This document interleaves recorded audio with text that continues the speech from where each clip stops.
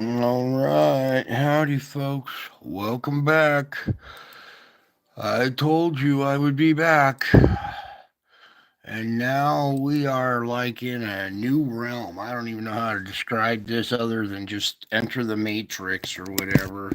After yesterday's debate, all kinds of demonic attacks just poo on a new level.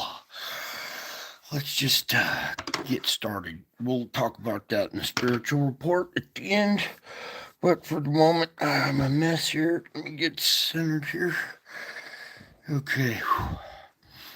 Alright. Let's get this show on the road. Here we are, 9/11. How appropriate that all this stuff happens to take place on the anniversary of 9/11. So, quite a interesting development we have now. So, as we continue here, hello, the highest Jehovah. Welcome. Enjoy the show, okay? Take a little seat, relax.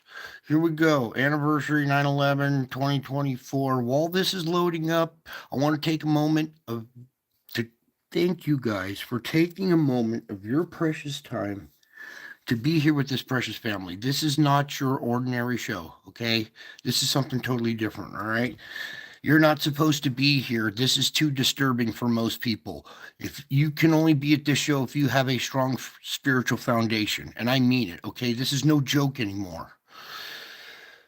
All right, let me get started.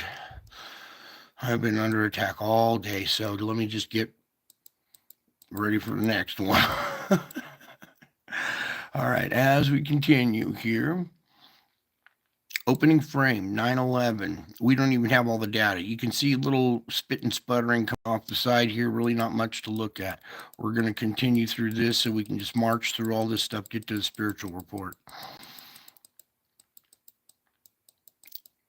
Then we get to around 11 here. We have that was it, 12.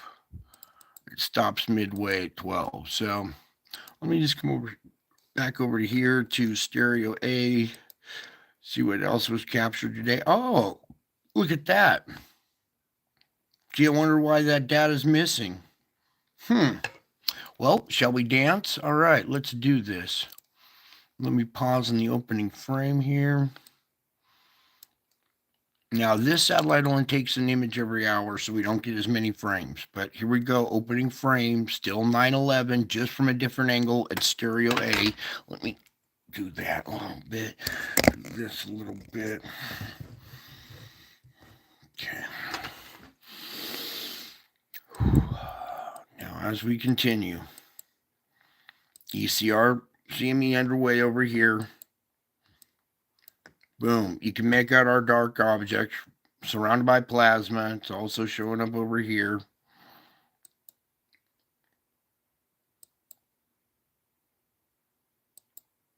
Okay, these are like stellar cores, burned out core of a planet or a star. They're black objects that are so dense that they bend and absorb light. They're made out of like dark matter. They're so compact that their gravity field absorbs light, bends light, absorbs light. It doesn't reflect light very well, so they're making it hard to see. You can only see them when they're draped with plasma and you interact with the sun like this. All right, so there's that. Let me continue on. Let me just take a peek in there. All right, good. All right, if there's any mods, it's okay. You can leave that in the chat. It's all good. All right. Now, as we continue, that was about all of our data there. Okay, so let me go ahead and put this back into motion. And while that little loop is playing, you're going to talk about your time and how valuable it is. You know, it was valuable for me to have 5 minutes of people's time back when this all started. Okay, it wouldn't be such a mess now if somebody had listened way back then. We could have avoided a lot of problems. But since I've found a new way, so there goes your satellite right there for right now. Let's come on over to the solar ham. Okay, solar flux indice 207, only up 2 points. Sunspot number count 179, it's up 32. Okay, that tells me when it starts climbing, especially by a big number like this, that we got another object with a bunch of satellites and moons. Okay, it's all those satellites and moons that accompany for a bunch of these sunspot number counts. Okay, something probably approaching. Maybe about to do something there. We'll see. Meanwhile, area in the green, that's all good. Let's open this up.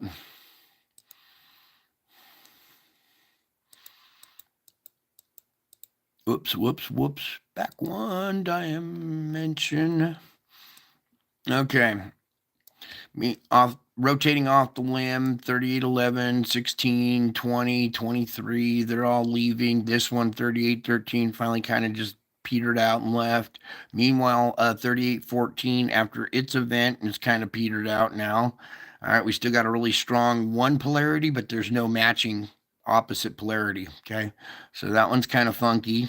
All right, we're having funky sunspots. All right, because of the weird magnetic configuration of the objects. Okay, got to remember the sun is an electromagnetic field. All right, these other magnetic fields interfering with this will cause roiling and cause twisting and all kinds of different warping and interactions of those magnetic field lines. Okay, and here we go with 3824. 324 with an 8 stuck in the middle there. Boy, and that one, look out. It's going to get a little, it's got a positive and a negative. The negative really strong there. So another little plaque rotating in. We'll have to watch that. It all really depends on these spire regions. You can see them coming off of stereo A here. Let me go back to this one really quick. And you see our spire regions that I'm talking about, these glowing little yellow shafts right here. Okay, they're like compass needles. They're it's plasma being pulled off the sun, directed towards another source, or so these act like compass needles pointing at other inbound objects. Also, dark areas absorb light. It's eating up the light in that area, leaving a dark patch. That's another notorious thing about these things is they absorb light in the surrounding area, leaving a fuzzy dark patch. Okay? It's not necessarily cookie cutter clear sometimes, but you can see a dark patch where light is missing. All right, that's what we're looking for, is missing light. We got all the scientists looking at the light. I'm looking for where the light is missing because these things absorb light. All right, now let's get back to our report here. So 3824, I know how the Lord works. I'm going to watch that one because those three numbers are his favorites.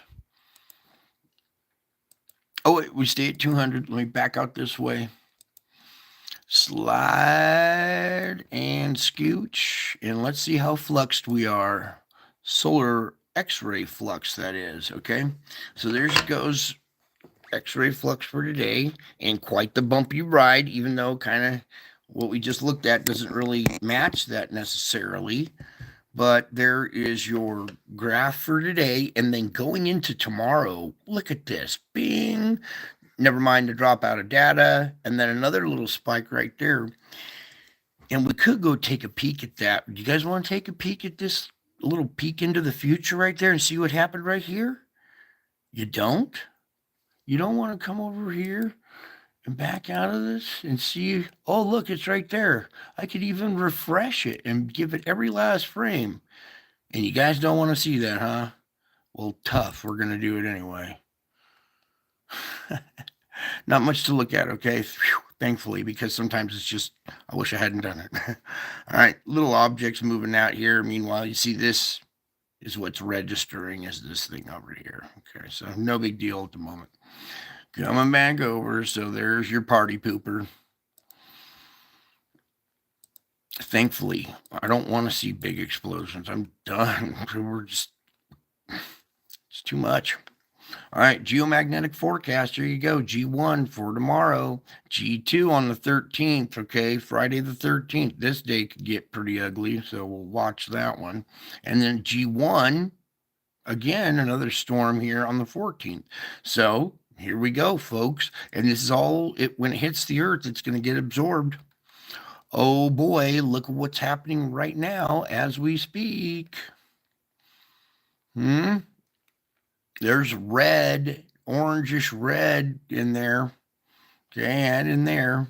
So you people could go out in Canada, see the auroras right now up in Alaska or whatever. It's not too low. Well, maybe up here in the, well, right along the Canadian border right there. But that's your current auroras right now. So we are taking on a storm as we speak. Okay, so being red to orangish, it'll probably be 6. KP6 or 7. Okay, so now we're absorbing energy. It gets absorbed at the poles, directed to the core. The core heats up. And what happens with metal when it heats up? Well, it expands outward. Then our core expands.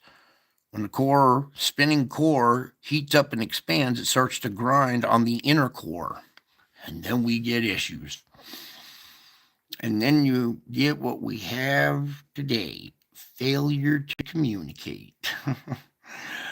Meanwhile, your 2 M flares, M5 and an M2 over here, okay? The M2 is out of 3814. That one we were looking at right there.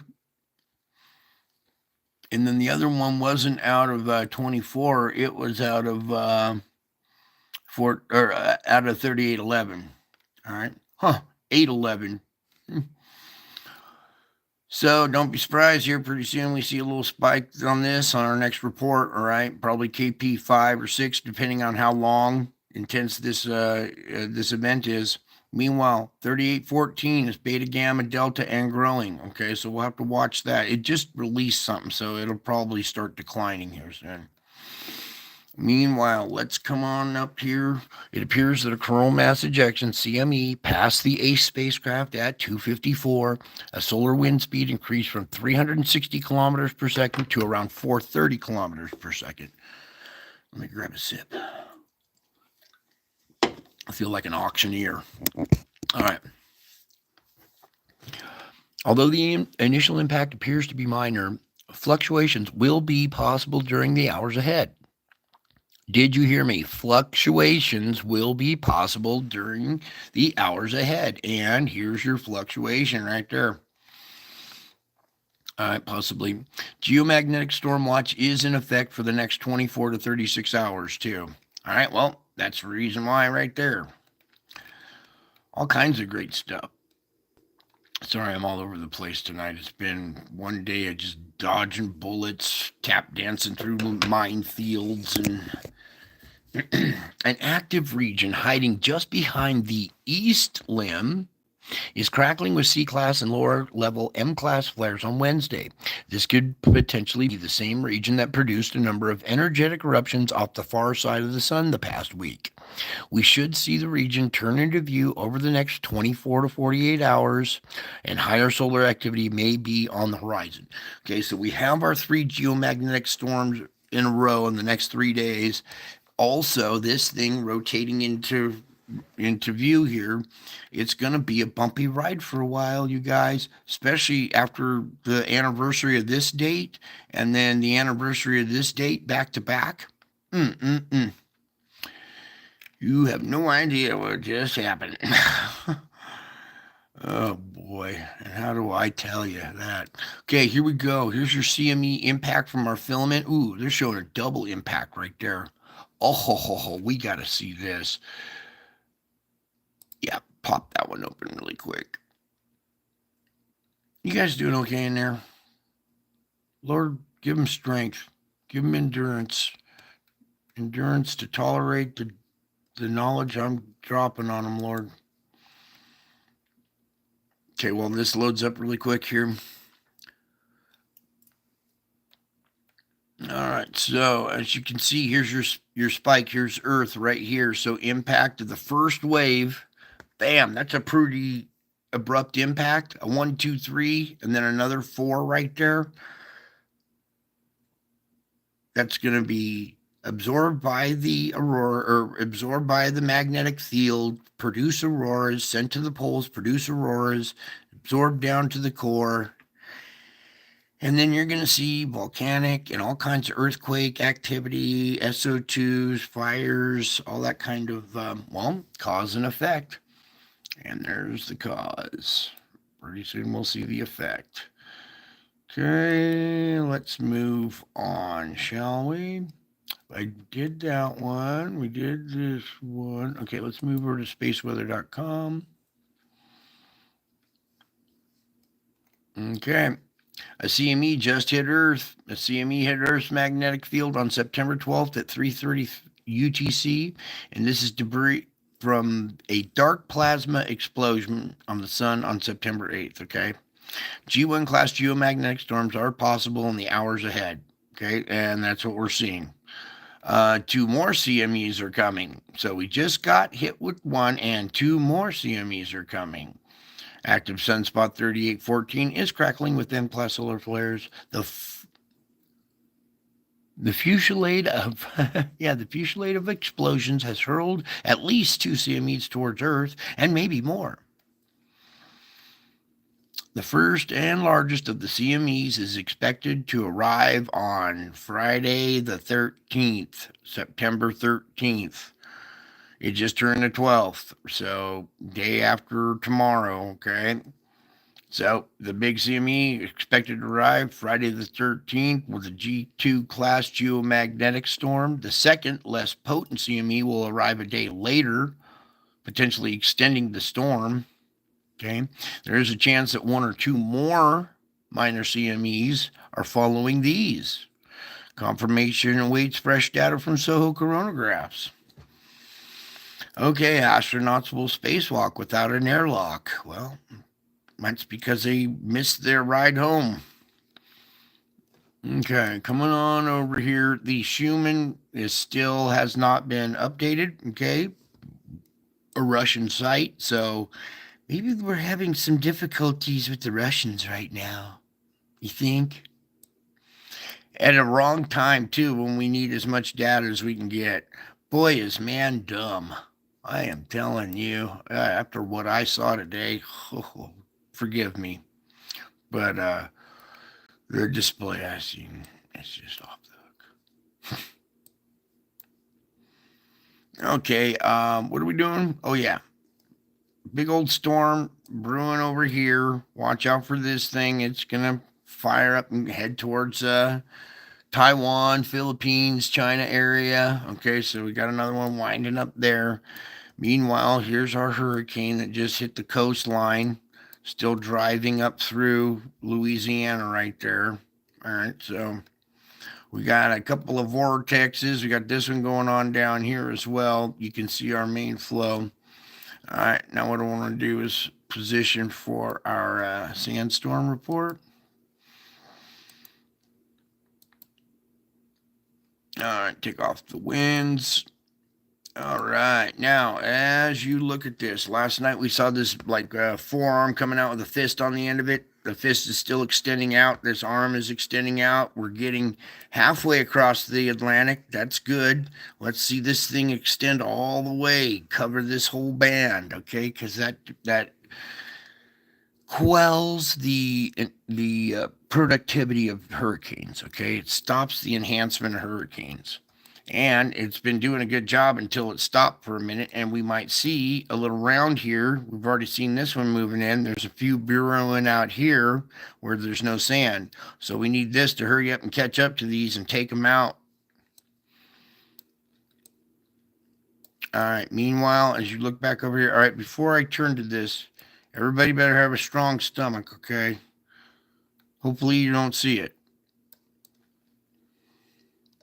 Now over here, there's two more sandstorms going on. You look at how dense it's starting to get around the, around the Middle East here, even India and stuff. You can see these pockets up here at the Gobi Desert, and then over here at the Caspian Sea. So, yeah, those two eyes are still pretty intense, and I would say he's pretty pissed. And you can see it's looking right at this region right here. Yeah, I would not want to be in that area right now. Anybody that's in that area, I would get out of there. If you any troops or anything, I would disobey orders and get out of that region real quick. I would be like, screw you, General. I'm going AWOL and I'm going to this island here or somewhere else besides right in that region. Okay, let's move away from that. Okay, enough of looking at that ugly thing. Let's move on now. We got to do the SO2.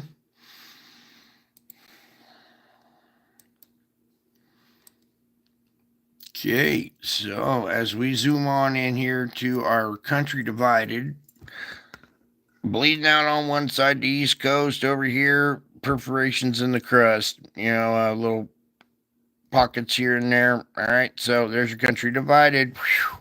And after the debate, I thought the debate was fine.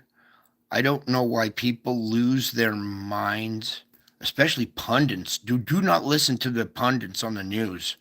I don't know what debate they watched, but they did not see the same thing I did. I'm just very, very concerned where man's mentality level is. It's atrocious. Okay, sorry, we'll get to that in spiritual report. Meanwhile, coming back up here, you see these plumes up here in Canada causing fires and everything. All right, well, the same activity happening down here. All right, and they're not showing the fires in this region right now, but what we'll do here is we'll go back an hour. Another hour.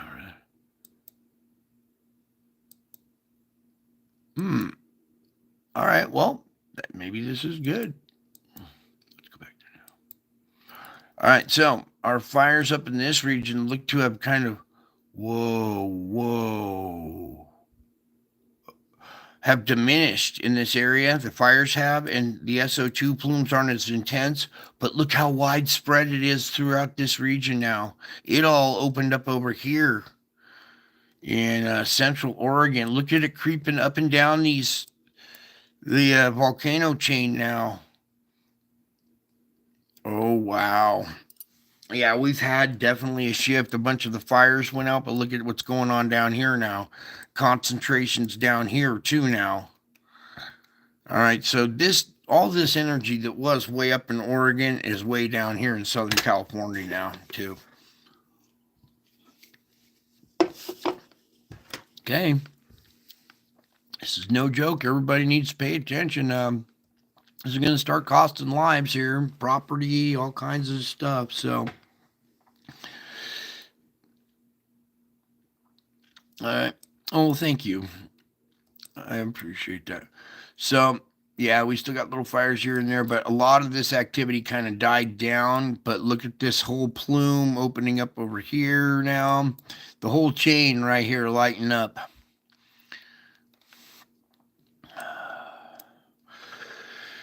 Okay, enough of the fire report. Let's continue with the SO2. If you have any questions, too, who was that was saying that? John White, if you got any questions, too, you can always post them in there. Thank you. All right, cool. Moving on.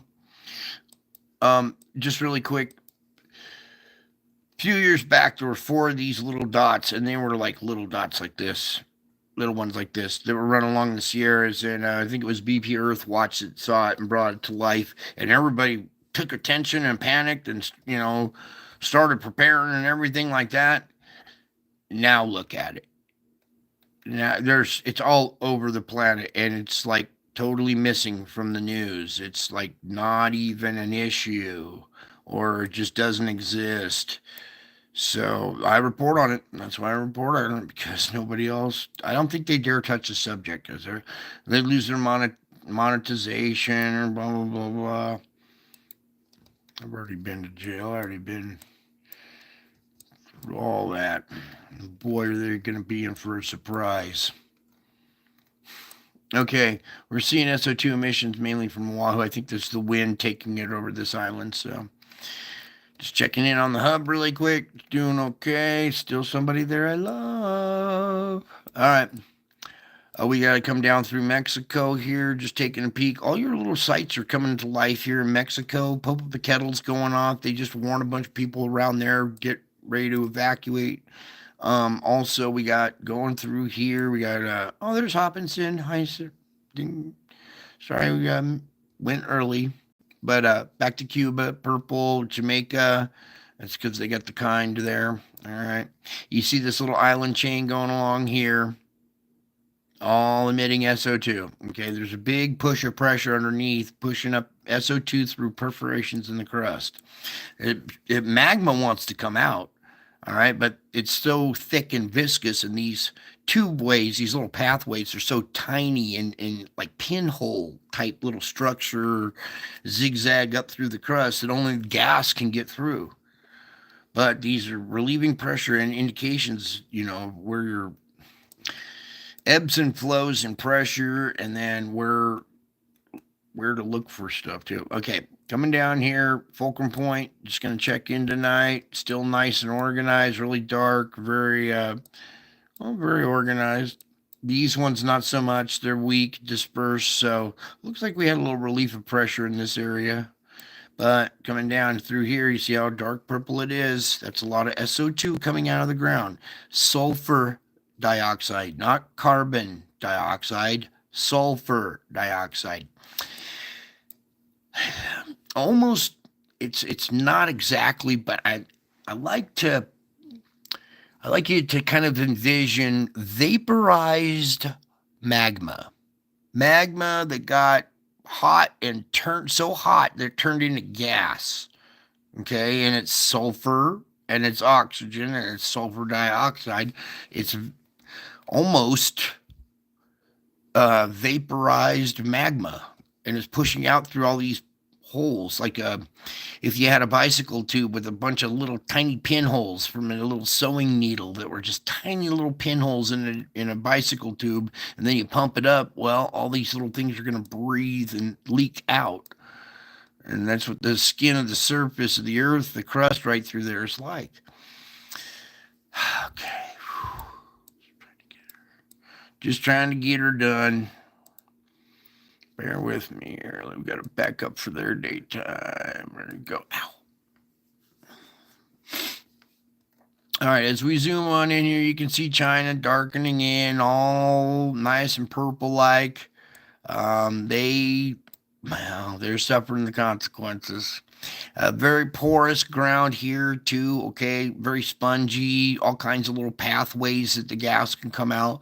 Very dense ground over on this side. So dense that even the gas barely escapes. Okay, so you see the difference in texture right there, and that's because some land is like well, very weak, and some is very packed full, dense, and stuff. All right, now coming up, it is spread all the way. Look at this line going right across here. It's all this SO2 emissions is spread all the way up into this area, coming down into the Korean Peninsula. All right, North and South Korea are surrounded. They're got some issues there.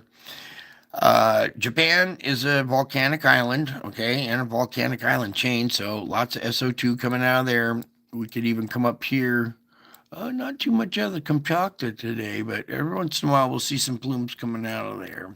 But all over you got to remember this is all like tundra up here in Siberia, so just spewing SO2, all these little sites opening up, and they're having their fire issues too.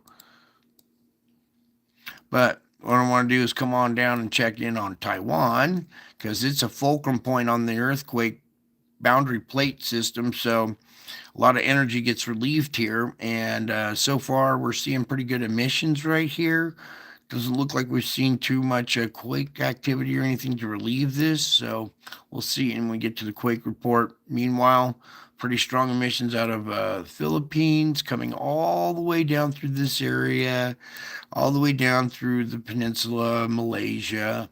And you guys are so used to seeing this stuff, it's just it's desensitizing. It's just ho hum. But none of this purple existed on this map at all. 7 years ago, there wasn't a single dot on this map. You got me? Now, let's get back to where I was. Where was I? Oh, yeah. We want to check in at Java here. Okay. Purple Island of Java has volcanoes, lots of SO2 emissions. Also, this island chains through here. Okay. So it's a relief valve doing its job. Australia, all kinds of emissions through here. Very strong site right there. Okay, even Tasmania has some. And now New Zealand starting to fill in. North Island as well. Coming up just a tad bit here. Okay, here's Fiji. It's also having SO2 emissions now.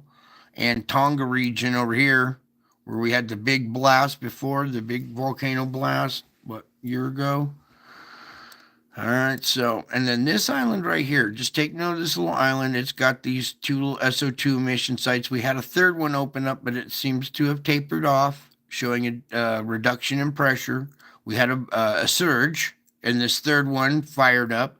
Now it's quelling down, so that's a reduction in pressure, but we still have these two that relieve pressure as energy comes into our plate boundary system. So we'll refer back to this island in the quake report.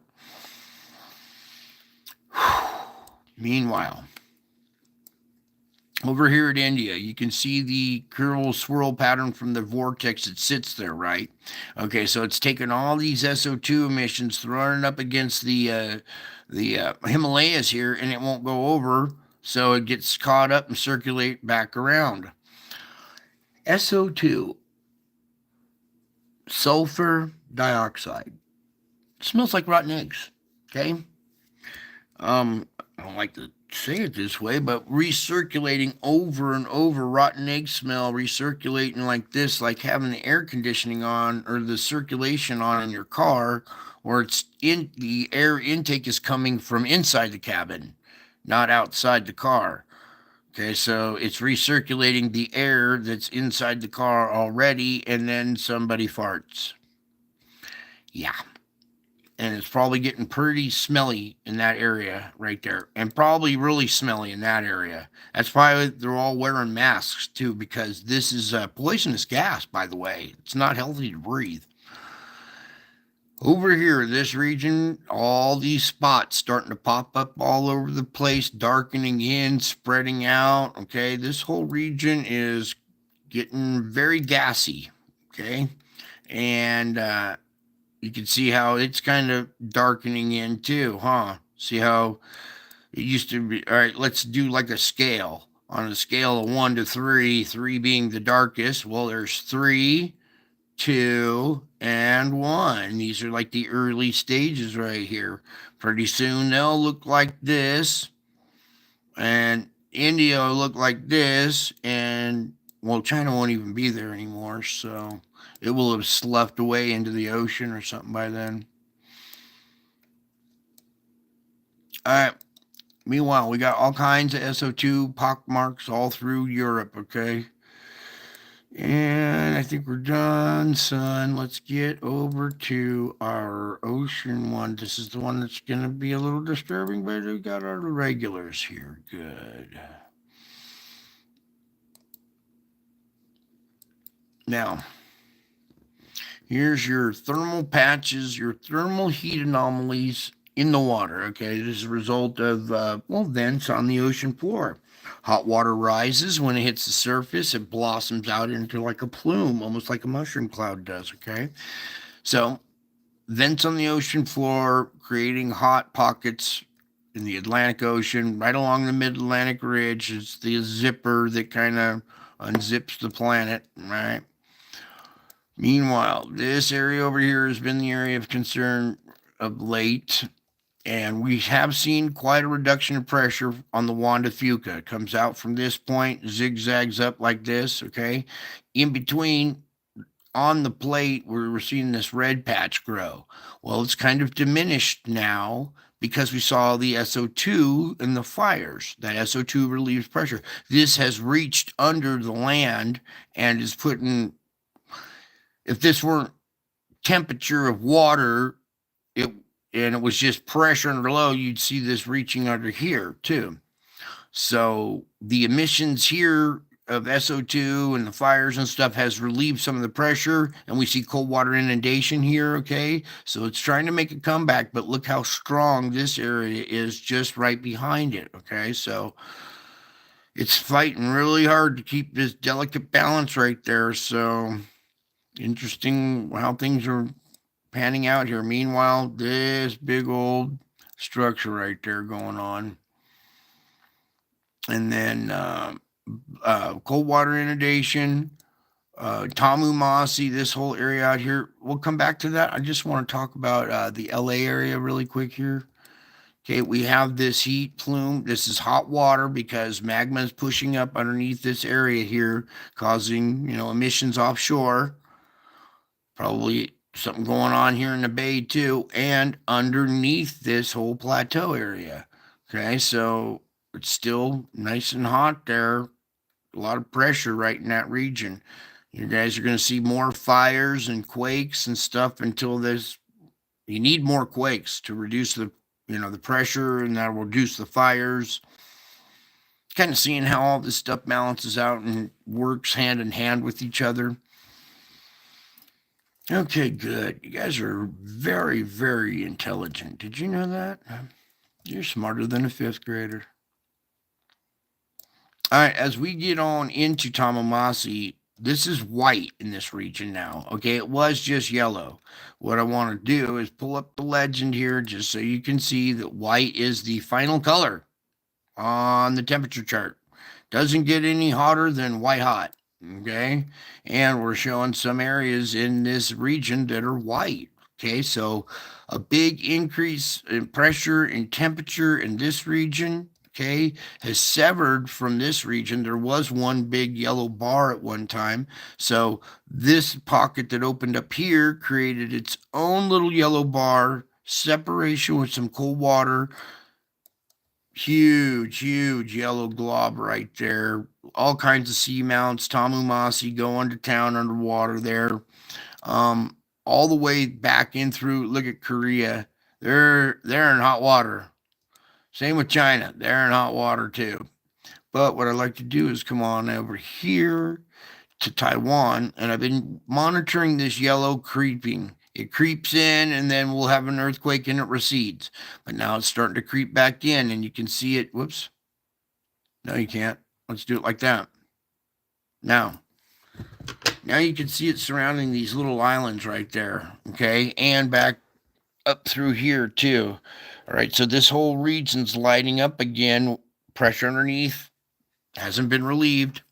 Okay, we need a quake here at this fulcrum point at Taiwan here. This little area lighting up. Watch out for some activity possibly on that little island. Okay. Ow.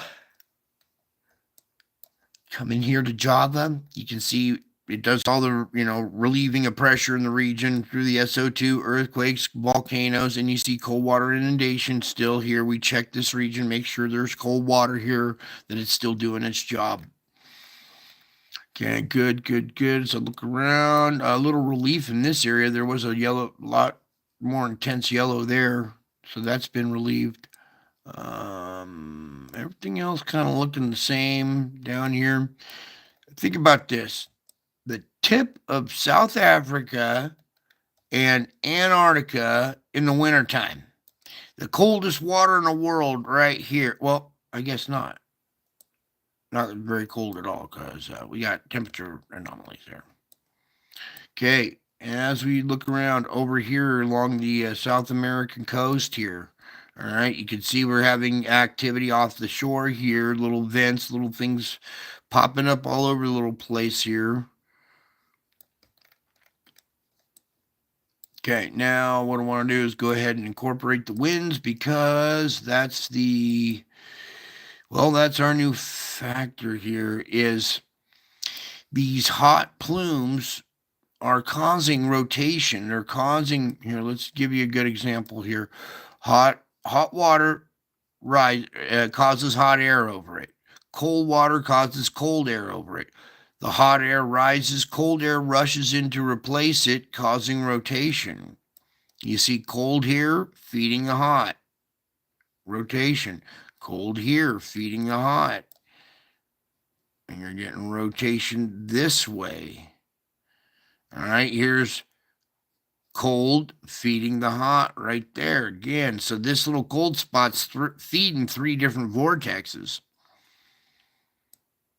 And it's changed up our conveyor belt type structure out here in the Pacific. It's very, very wonky now. All right. Let's see if you guys can see it. Oh, Lord. Meanwhile, cold, hot, next to each other, rotation. All right, there's your conveyor belt structure for the Pacific. Let's come on over to the Atlantic because this is where it's going to count now.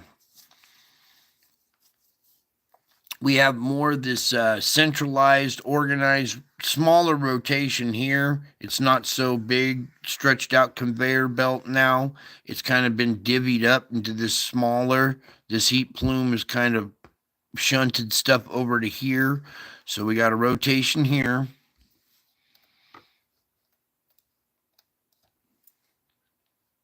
Then, because of this storm, it's pulling stuff up from the lower latitudes up into the conveyor belt structure. And this hurricane is also pulling stuff away from our conveyor belt into the land here.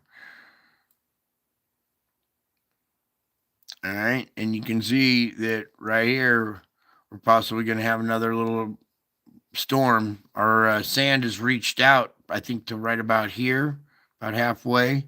So that might get quelled. A few little bumps in the road here. We'll watch those as they come in. But for right now, there's been a drastic change in your conveyor belt structure here. Okay. And that's what's changing up the sandstorm and doing all kinds of other different effects.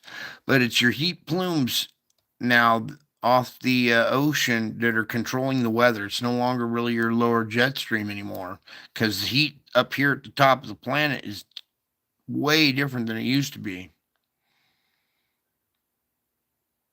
Okay.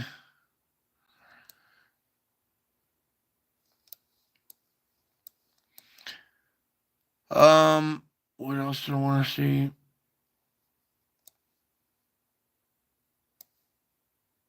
Just kind of leave it like that for a second there, so you can see all the different little wind patterns and how the cold and heat structures together cause this, well, your new weather effect, making weather really hard to predict. Again, over here on the West Coast, you see how this rotation comes, hits the Pacific, or the shore, and then runs south and then back out. Not much is making it. Oh, we're getting a little bleed through here finally. And a little bit of bleed through up in there. Okay, finally some starting to make it over, because before it was just this solid like it was a wall. It would just run this wall of the shoreline and head back out. But we are starting to see little bits get pulled in here and in here. So, but all in all, still this same kind of structure going down, and it's all because of this heat plume out here. Any day there could be a volcanic eruption there, or out here, or even Japan, anywhere there. This spot out here, up there, out in the oceans, it could cause a tsunami, and that would go around the world, all right? And with this kind of activity going on out in our oceans, it doesn't matter if it's a 9 that went off here, it's going to send the same tsunami around the entire ring. So, this is what I wanted to show you too. We can get it to stay here. So there is our structures, like they are, like there's, right there? No, it was right here. There we go. Like they're supposed to be. All right, and what happened is you see air coming up from the southern hemisphere crossing the equator here. If you shifted the planet down, or up like this, then it would be at the equator, right? So that 150 miles is what they're talking about, is the planet got pulled down like this.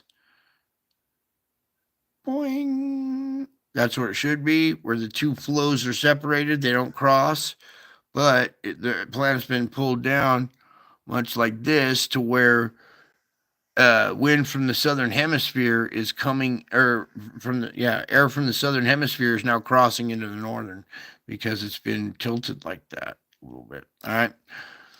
I tried to do it the best I could. I can't capture that every time. So every once in a while, when it glitches like that, it's a good chance to give an example of what they're talking about there. Right. So as we leave off with this, let me take the winds off, and we'll leave off over here by the Juan de Fuca, because we'll come back to this during the earthquake report. All right, here we go. Coming in for a landing, our deep quake region, Fiji right here. You see this twisting of the plate boundary and this line right here. And if you pull back, you can see there's twisting in this whole region right here. I think this may have been one of the poles at one time, okay?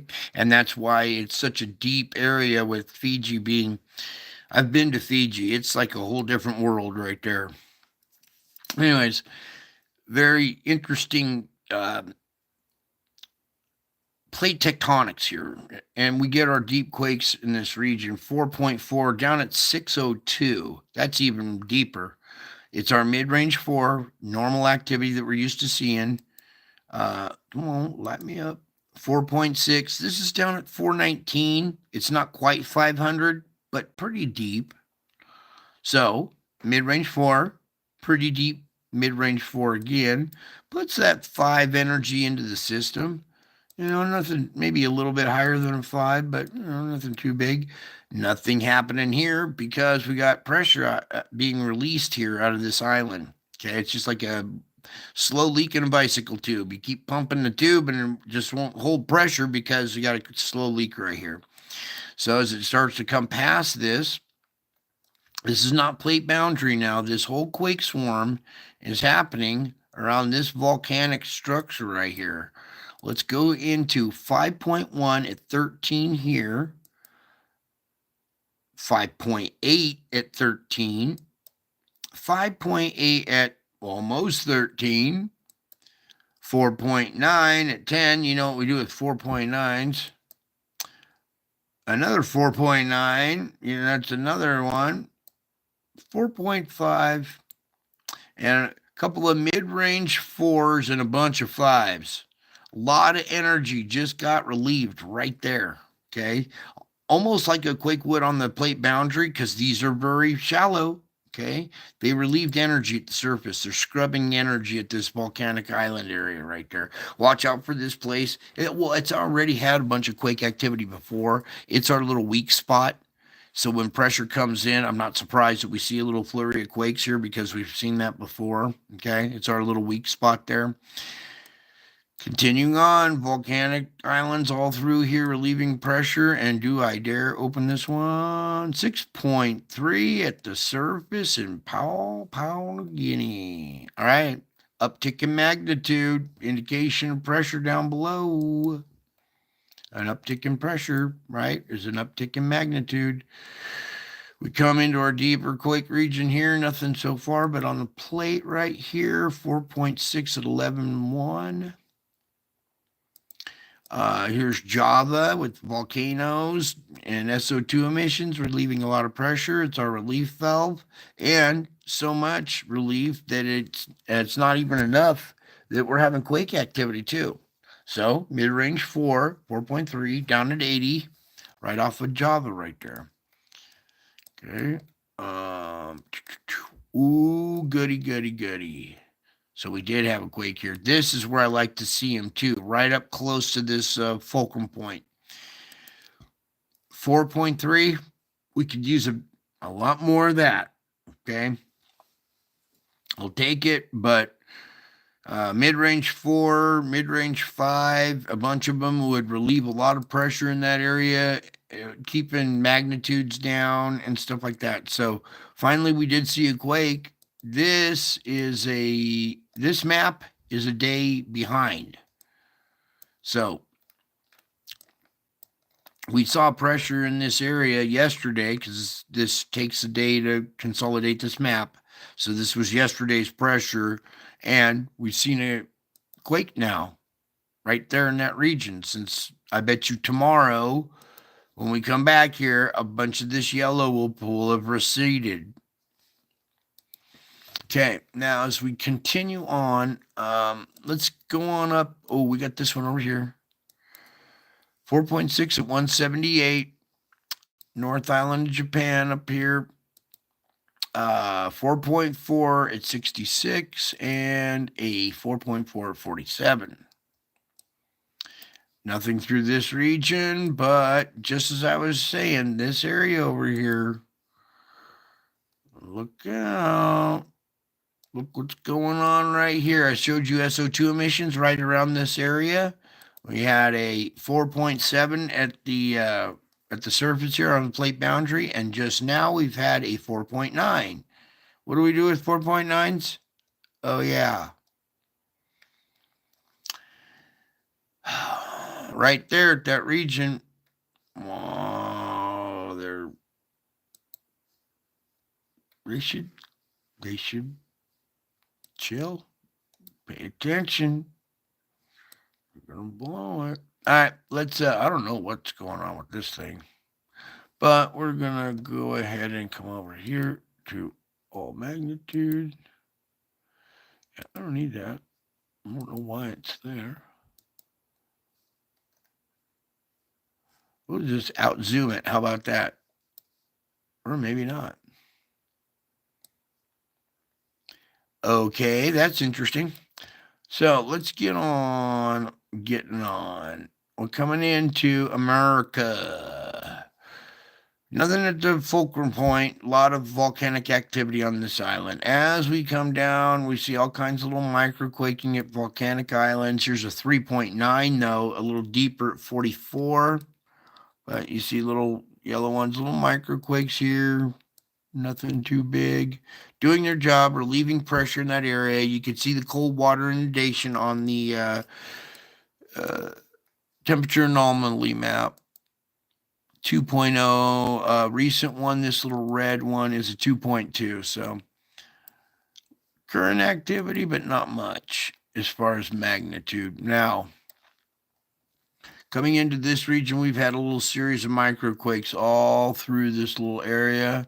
I'm looking at ones here at Rainier, Mount St. Helens. Those are indications, pressure down below, trying to make it to the surface. We come into our fulcrum point at the Wanda Fuca. 1.3 is an insult. We need to see bigger magnitudes all through here, relieve pressure, or else it's going to be something big, or we're going to start to see these volcanoes going off. Little odd quake here, but we've been having activity at that region. Also, let's just get on through this. You see the geysers relieving pressure. Not so much right there. We have two couple excuse me, along this area of the Bay Area. We come on down, just your regular activity. Relieving pressure. I'm looking for quake swarms or bigger stuff. That's not enough. Where's our little spot out here? Gold field, there it is. All right, this is really tamed down. There's one quake as opposed to a big line of them. That little vertical or that linear fashion there may have filled in and kind of solidified underneath. We'll see. We'll watch this area. It's definitely something to watch now because of that quake swarming. Meanwhile, here's a new little spot with a 3.5 here. And most of this area is all volcanic features. Sometimes it gets covered with dirt every once in a while from eons of wind out here. Ooh, we got a critter scratching at the door. Let me just check really quick. All right, this whole bulge right here is what I'm talking about, right off the coast of LA. We'll talk about that in a second. Make it. All right. All right, so let's get back into this. This whole area, pull it back, please, Lord. Okay, LA Basin area, be on alert. You got a lot of this pressure off the coast and under you, okay? It's causing earthquakes right off the coast out here in this bulge region, also down in through these mountains here. Little flurries, little microquakes. 2.2 being what's this biggest one right here? 2.3 and 2.2 being your biggest quakes in the region is not going to be enough to scrub energy in this area. Okay, so watch out. You're going to have, we already have SO2 plumes with fires and everything. That's an indication you guys might see a quake in that region if we don't start to see some, some more relieving of the pressure in that region. Okay. As we come on over, just a quick magnitude check for Texas 2.2, man made perforations in the crust. We'll understand that. Fulcrum point for the New Madrid, nothing but here on your Craton. Ow. 1.8. Sorry, it twinges of pain. I'm going to have to. 3.7 here. 4.0. Yeah, we definitely have an uptick in magnitude in this region too. Another indication that we've had another wave of pressure, uptick in magnitudes, uptick in as the count. Also, fulcrum point quake here, 4.2 down at 136. Eeny, meeny, miny, mo. Watch out. It's about to go. All right, there's your earthquake report. Let me clear out some of these instruments and open up a volcano page here. Oh, we got to keep that for the weather.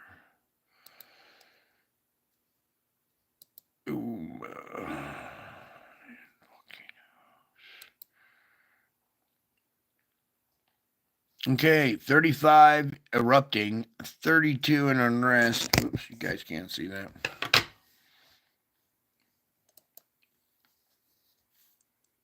35 erupting, 32 in unrest. All right, that still means they're active. All right, and I consider active. All right, so these are active as well. So altogether, we have 67 active volcanoes. 7 years ago, when this happened to me, if I had told you 7 years from now we'll have 67 active volcanoes, when there was only one, you would have said you're out of your mind. You're crazy. Well, here we are. 7 years later to the day, and we have 67 volcanoes going on. So I'm no longer crazy. Well, I am. I'm crazy about you. All right, let's move on. Volcanoes for the 12th, Fuego, Ibu, Dacono. Oh, well, look at there. The powerful explosion from Ibu's cinder cone this morning. IBU. There's us at 8,000 feet. IBU. Okay. Suwanosejima exploded and was unknown. Here we are, Ibu, IBU. The elevated eruptive activity from the volcano continues. A stronger than usual explosion produced a dense dark ash column propagating towards the southeast. Like that. All of those little particulates are going to make for a bunch of raindrops in that area. Every time a volcano explodes, it just puts more particulates for water to adhere to. Back to Luatobi, 9,000. Tucono, 9,000. White Island. Look, September 5th flights indicate some of the highest recorded sulfur dioxide SO2 emissions in the past 20 years. Wonder why. Fuego, 15,000. Songay, 19. Reventador, 16. Some different elevations here, 15, 19, 16. Sabancaya, usually pretty high. All right, that was just in the last few minutes. That wasn't even September 11th. Here's today. Let's see what happened today. See, time flies here at this channel. We just knock them down. Here we are, September 11th. And what if you seen this map back on September 11th, 2001, and it said September 11th, 2024, you'd see this map and go, what? No way. Well, yeah, way. It's just old news here. You're just so desensitized to it that it just looks like a map. It screams, red alarm, red alarm, red alarm, but you don't see it. Karaminski, 9,000. Well, some of you see it. Ebico, 10,000. Suwanosejima.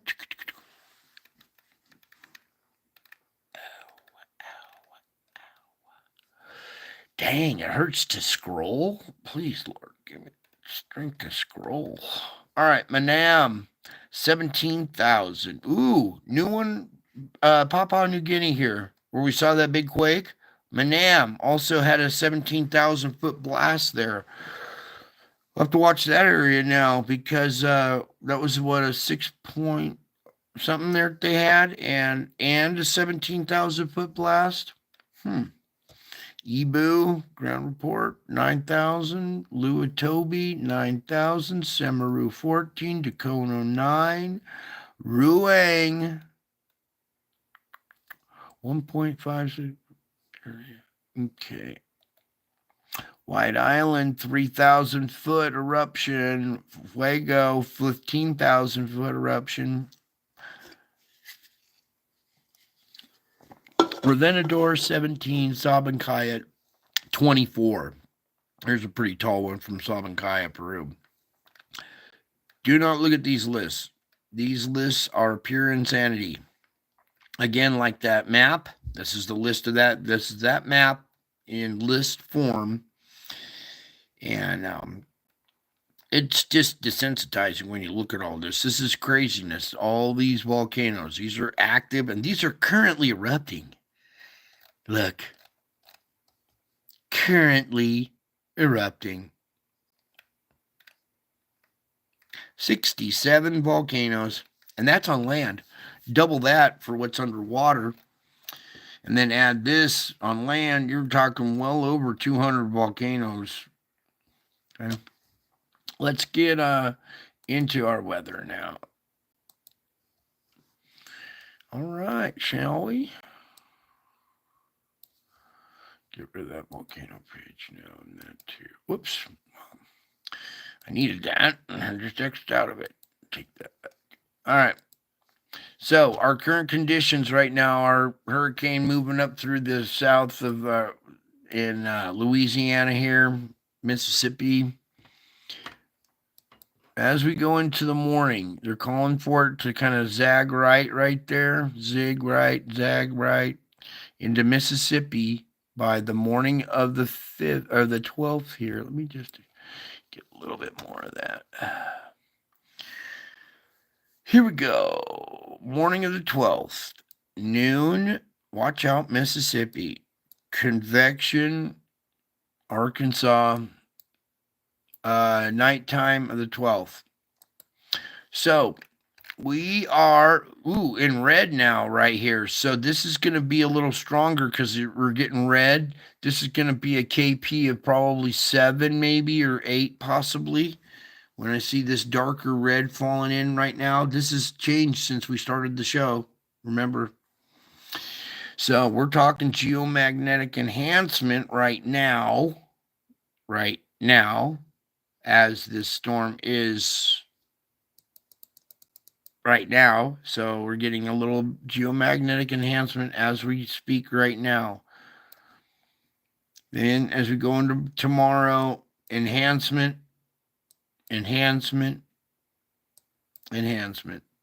That's the convection right there. This is when the sun is also going to be blossoming cloud tops right around here at the end of convection with a geomagnetic storm. That could get a little ugly. This thing might not like tamper down as quickly as they think when it goes over land because it has that enhancement factor. All right, here's the noon time of the 12th, convection, nighttime. All right, it seems to dissipate at night there. I hope that's the case. I don't want to see it anymore. Morning of the 13th, as you take a peek here, at the 13th, they're calling for G2 on the 13th. Remember, Friday the 13th. So here we go, Friday the 13th. With G2 enhancement, that could still be, tornadic, very intense. Then you go noon, convection, all that could have enhancement and nighttime right there. Those are our main concerns right now for the next 48 hours. As we get into the 14th here, you see G1. Hopefully the storm is over by then or less than G1 by then, and we don't see any more enhancement, but we could still see it here on the 14th morning, noon. Watch out down here. Enhancement down here, you guys. And that's all goes for around the world, too. Morning, noon, convection, nighttime. Morning of the 15th, noon, convection, nighttime. 16, noon, convection, nighttime. 17, noon, convection, nighttime. 18, noon, convection, 19, noon, convection, nighttime. 20, noon, convection, nighttime. 21, noon, convection, nighttime. 22, noon, convection, nighttime. 23, convection, nighttime. 24, noon, convection, nighttime. 25, convection, nighttime. 26, noon, convection. Look at all the stuff that's been going on in that region there. That's convection, but that's way out there. Nighttime, morning, 27, noon, convection, night. I think that was it, yeah. All right, just let that run right there. Stop. Back up. All right, so we are currently going through this right now, okay, and we're having enhancement. Thankfully, it's at night because if the sun was hitting this storm with the geomagnetic enhancement, it would really blossom. But since it's at night, we'll still see enhanced nucleation, but maybe not on such a grand scale. It really depends on how strong this storm's about to get, because I see red in this region right here, and it already shows a big jump to 4 right here. But this is such a slow chart. Wages got better chart, but okay, there we go. We're taking on impact. Okay. Oh, you just see an update right there, and it's even darker red here and there. So go check out your auroras if you're in a zone here or not. But that's going to have repercussions as far as earthquakes and volcanoes in the near future here. All right. We'll see an uptick in magnitudes. We'll see an uptick in SO2 emissions, fires. We'll see uptick in volcanoes, earthquakes, the whole gamut. Might even see fissures open up, landslides, all kinds of stuff. All the stuff that you're seeing are all side effects from this. Whew, we made it. Let's get rid of this stuff and do our spiritual part. Okay, you guys are pretty good at sticking it out there. Tried to do it as fast as I could. It's very important information for the rest of the world. I'm a lot of this family. We're here for the spiritual report, but you got to remember, I'm also talking to agencies and governments that watch and spy. Okay, yeah, that's right. I know you guys watch and spy, and yes, I have been talking to you this whole time. Pay attention. Okay. Otherwise, my lovely family, let's get all curled up with each other, get in your position, get all cozy like, and do a little reading here. I would do all kinds of beautiful pictures and little videos and stuff, but I gotta be up here in a few minutes or a few moments, so I gotta get rest again. Grab a quick power nap. All right, so there's my face showing up by the sun. And there's my face showing up in the clouds, and then all my faces showing up all over the place. And it's not about, hey, look at me, my face showing up all over the place. No, no, no. Something entirely different. Entirely different. What I have been through has been quite a challenge, and everything that I overcome, I take notes on so I can pass it on, and teach it to my kids. Valuable lessons that you could possibly live through. What the heck did you do that? I was going to say, how's that the thumbnail for this? That's not even. Look at this, you guys. Did you see that? This is marrying the angels in Revelation 12, and they got it covered up with earthquake map stuff. There is no earthquake report in this 3 years ago. I see what you guys did. All right, let's go this one here.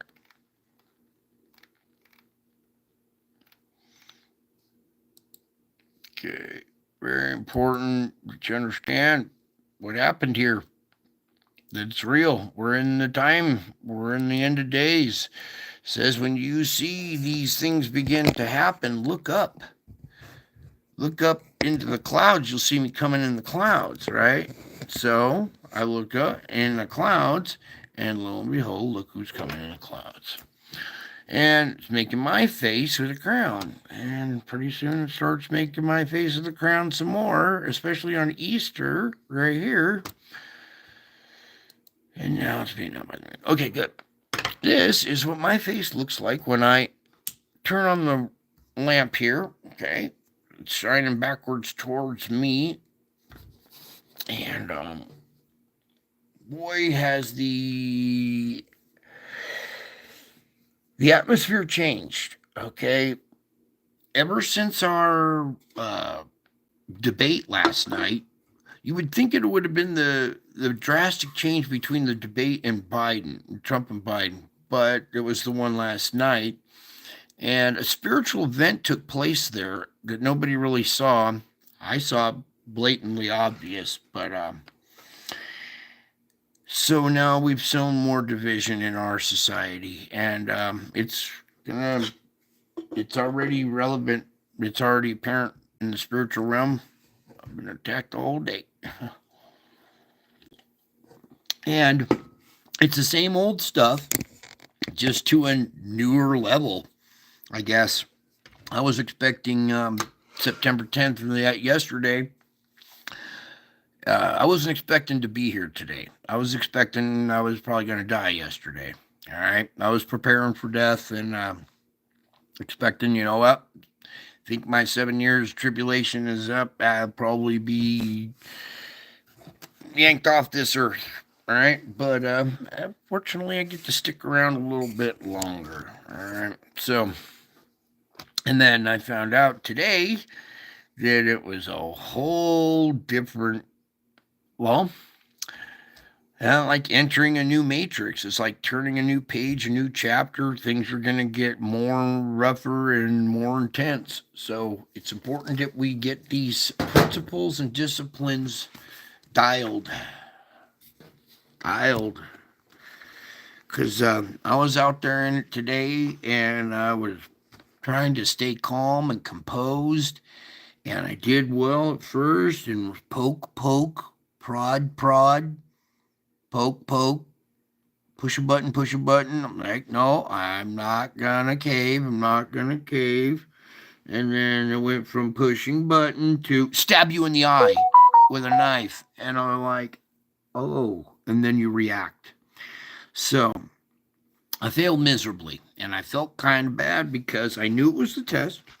I was doing fine. But then it jumped to a totally more intense level to where it makes you falter, okay? And I felt bad because I failed. It's like a test, and when you fail a test, you're like, beat yourself up sometimes. I do sometimes. So it's important.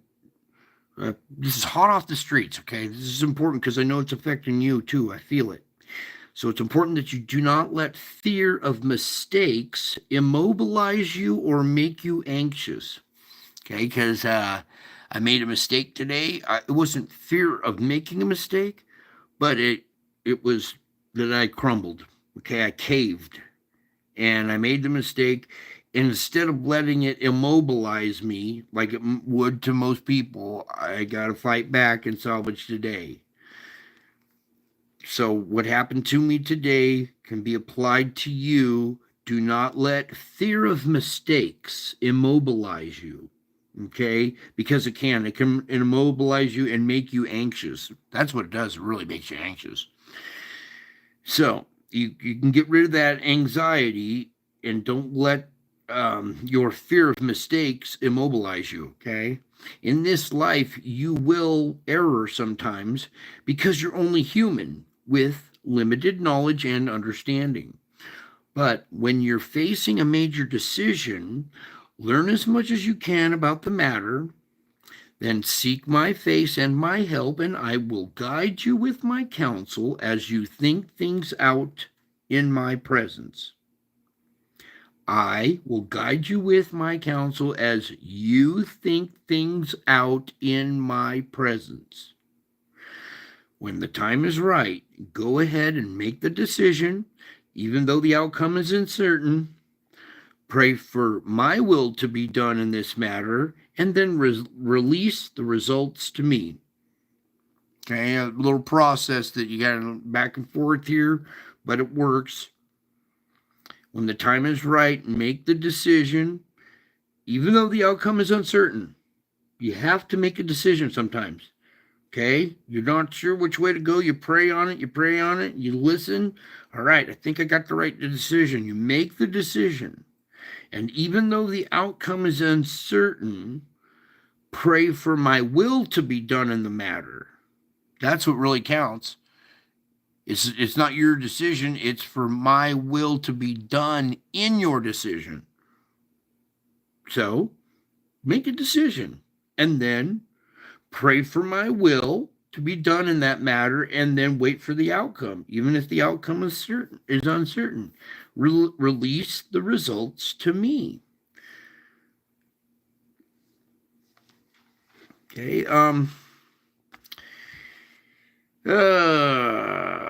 So a lot of fear has to do with punishment. You've been punished before, and you got fear of mistakes because you might get punished if you made a mistake. So fear has to do with punishment. And if you have been punished unjustly or severely mistreated, it is natural for you to dread making mistakes. Did you know that?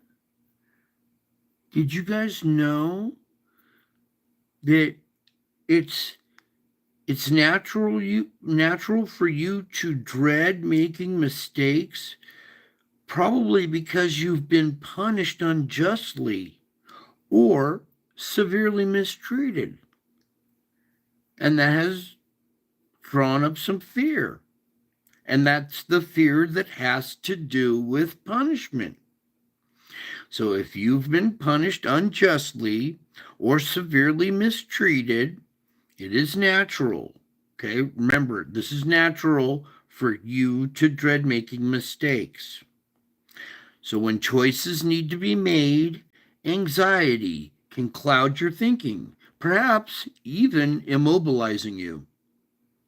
The remedy is to remember that I am with you and for you, that you don't have to perform well for me to keep loving you. Absolutely nothing, including your worst mistakes, can separate you from my love. Okay? And that's what I had to focus on today because I failed miserably. Okay, I was tested and I failed. And I'm beating myself up, and I've really got to come back to the realization that absolutely nothing, even the mistake I made, is going to separate me from the love of Jesus, right? Therefore, it's like, okay, I didn't fail. It wasn't a mistake. It's important. It was an opportunity to remember you don't have to perform well. Okay, a lot of people are caught up in performance anxiety. It's not about getting all the these and thous and all of the stuff just right. No, it's about working on your anxiety. Okay, I don't want anxiety that immobilizes you. Some of these images can create anxiety that would immobilize most people. Okay, you have a strong foundation. You're getting to know me. It's a relationship, not a religion, by the way. You're getting to know me. I know all about you, but you're getting to know me, and that's what gives you the foundation that you need. And now you can not let fear of mistakes immobilize you. I'm not criticizing your mistakes. I'm not. I criticize my own. And then I work on it, and do my work, my step work, my spiritual work to fix the problem. And then, well, I sense you guys are going to be going through the same thing I just went through. So this is what you're going to need. So sometimes a lot of your fear has to do with punishment, and you dread making mistakes because you've been mistreated or punished unjustly. Talk about punished unjustly. I'm trying to show people the most beautiful thing ever in human history, and they're like, no, you're going to jail. Put that dude in a rubber suit in a rubber room. And I'm like, no, just come look at the picture, you moron. Nope, nope, nope. We're gonna lock you up. No, no, no, no. We're not gonna entertain your delusions. I'm like, dude, it's not a delusion. Tilt your head to the right. Are you blind? So, I was severely mistreated. I was unjustly punished. So I know I can relate. And I can tell you, fear has to do with punishment, probably because you were punished unjustly or mistreated, sometimes severely mistreated. So it's natural for you to dread making mistakes. I understand. I dread making mistakes myself. But don't let that hang you up. Don't get hung up on it and don't fear it. Don't let it immobilize you. Please do not let that immobilize you, because it can. It will. A lot of people will be immobilized with fear because they do not have practice. They have no knowledge. But you do. Remember, the remedy is that I am with you and for you, and that you don't have to perform well for me to keep loving you. Absolutely nothing, including your worst mistakes, can separate you from my love. Sorry, I keep reading it over and over again, but that's a very, very vital one that I had to endure all day long, over and over and over and over and over. Stab you in the eye. Oh, whoops, pull the knife out. Oh, smile. It's okay. Not going to get mad. Oh, chainsaw to the forehead then. Oh, that might make a person angry. Nope, smile. It's okay. No, we're going to, 12 stabs to the leg. Oh, that's fine. It's, you gotta keep just smiling and keep going with it, and don't let the fear of mistakes, because the spiritual realm is pushing you to make mistakes. You're gonna be going, oh, that was a test and I failed. Now I see it, and you're gonna be kicking yourself in the butt. Don't do that. Don't kick yourself in the butt. It's not your performance. It's your grasping the concept of my love for you. Grasping the concept of my love for you, okay? Now everybody's worried about judging and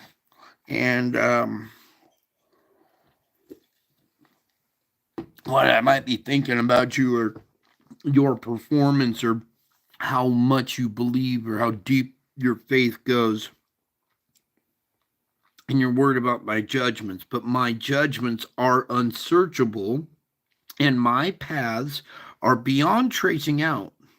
This is why trusting me is your best response to my ways within you. Okay? This is why trusting me is your best response to my ways with you and within you. My wisdom and knowledge are too deep for me to explain myself to you, and this should not be surprising, since I am infinite and eternal. I have always existed from everlasting to everlasting. I am God. I am also the Word who became flesh and dwells among you. I identified with mankind to the full extent, taking on a human body and dying a terrible death to save sinners who believe me and who believe in me. My sacrificial life and death provide ample reason for you to trust me, even when you don't understand my ways. Now you're kind of starting to understand my ways, and you're gaining even more trust. You now can rejoice that your loving Savior and sovereign Lord is infinitely wise, and you can draw near me at any time by lovingly whispering my name. I am always within whispering distance, now and throughout your lifetime, and for all eternity. I am Emmanuel, God with you, and I will never leave you. Do you get that? That is your foundation, your rock to hold on to. I am always within whispering distance. Now and throughout your lifetime, for all eternity, I am Emmanuel, God with you, and I will never leave you. Rejoice, take a sigh of relief. Whew.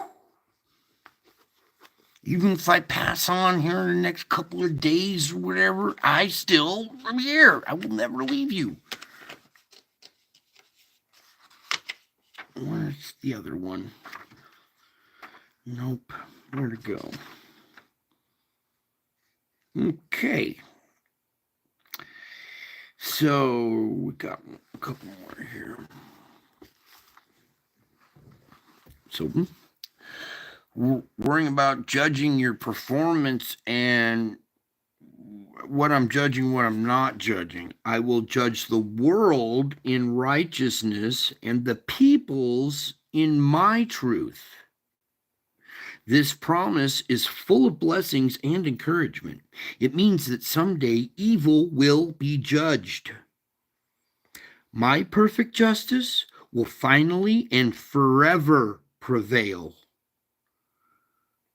Do you hear me? After that debate last night, I want you, no matter what you're thinking and what these pundits have to say, I want you guys to hear me loud and clear. It means that someday evil will be judged. I will judge the world in righteousness and the peoples in my truth. Okay? This promise is full of blessings for you and encouragement for you guys. It means that someday evil will be judged. And boy, I just saw a bunch of it last night on My perfect justice will finally and forever prevail. I witnessed it. I saw it with my own eyes, okay? You can't erase that. Now, and just know, we're going to prevail over evil. So, when you see that stuff, do not let it rattle you. Refuse to be intimidated by this all warped concept by your pundits and all this. It was all a setup. It's all a movie. It's all a skit to divide the country. Don't fall for it. I mean, you should have been able to see right through it last night and just been like, what? Wow, I don't believe what I'm looking at. But this is the skit that they put on for the world. Okay, don't let that stuff rattle you. And just know, someday evil will be judged. Now, you're over here at my channel. You're like following, not on Facebook, you follow me on YouTube. And because you are my follower, clothed in my own righteousness, you, at this channel here, even in replay, have nothing to fear. I repeat, you are my follower, clothed in my own righteousness, and you have nothing to fear.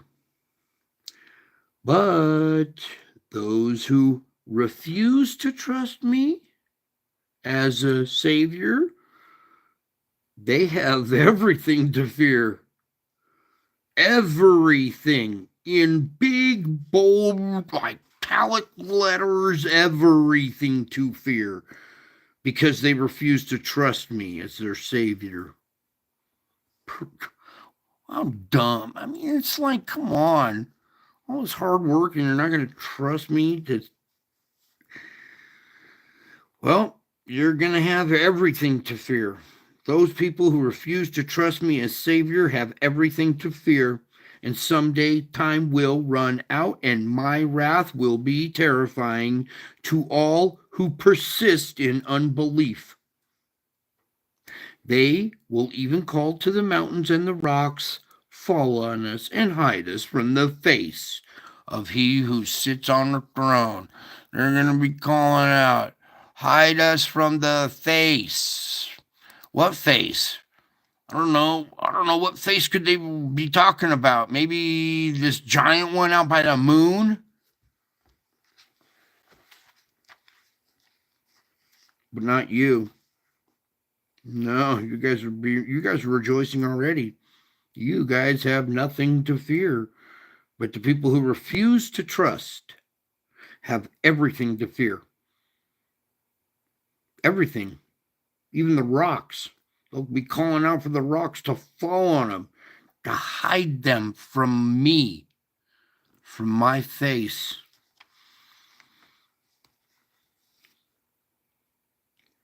Hide us from the face of him who sits on the throne and from the wrath of the Lamb. I will judge everyone in my truth. The concept of absolute truth is widely opposed, yet it is nonetheless rock solid reality. Okay? Absolute truth is rock solid reality. Rock solid. Like solid as a rock, like solid like the moon. Here's some rock solid reality.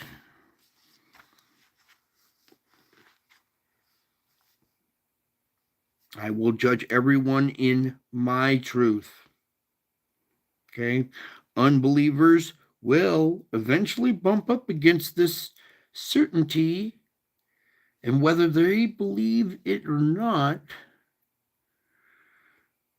but for you and all believers, my truth is a firm foundation on which you can live and work, play, and praise. This is a good reason to sing for joy. This is a good reason to rejoice right here. Okay, and every little thing that I've been trying to get through to you is a good reason to rejoice.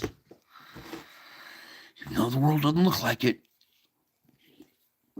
you just hit the lottery and you have good reason to rejoice. If you trust me, if you don't trust me, you have everything to fear. Okay? But for those who trust me, who are still here, that are indeed part of this royal family. This is a royal family, by the way. Those other guys aren't royalty. They're a bunch of clowns.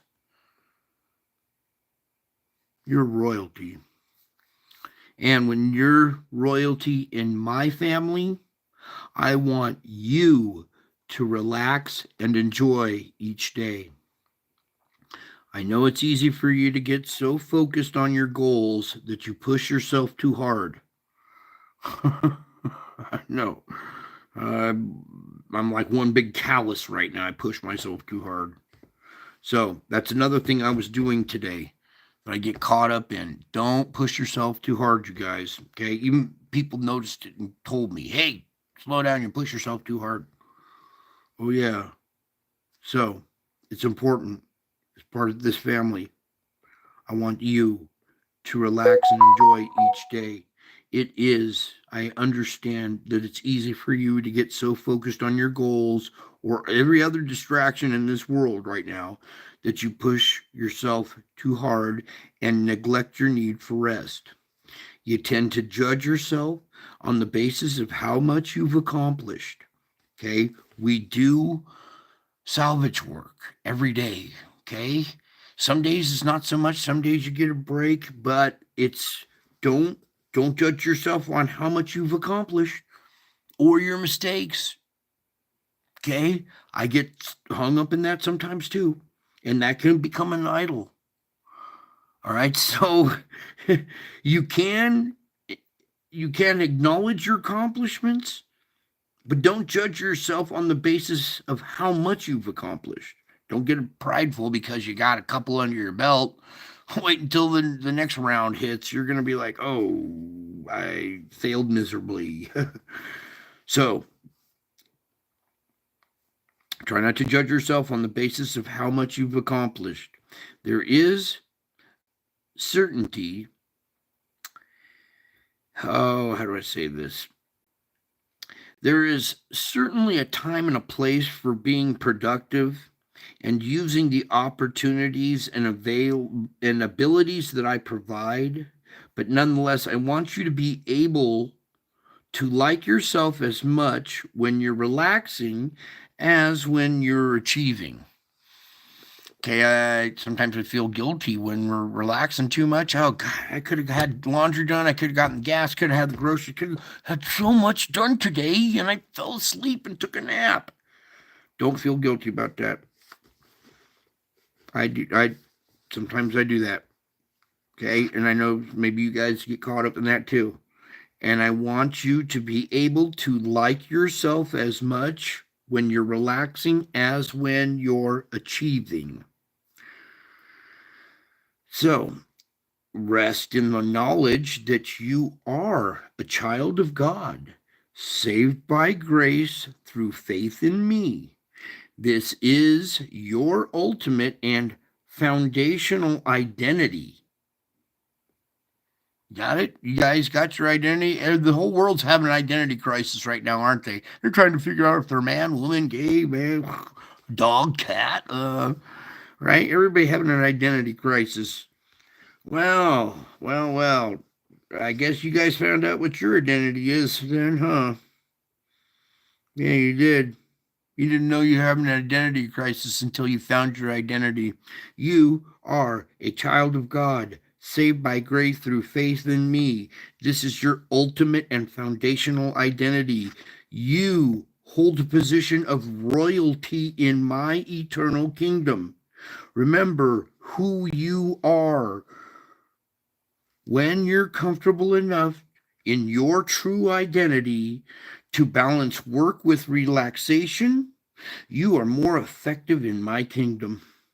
A refreshed mind is able to think more clearly and biblically. A restored soul is more winsome and loving in interactions with others. So, take time with me and let me lead you beside waters of rest. And now I have to take my own advice and get some rest myself, you guys, because I pushed myself too hard, people told me, and I need to get some rest. I sure love you guys, all right? I sure miss you guys. I would love to continue a lot longer tonight, but I got to get some rest, all right? And I will be back, all right? Until tomorrow, I will be back. I am already back. I love you and I miss you, and I'll see you in the next show. Bye.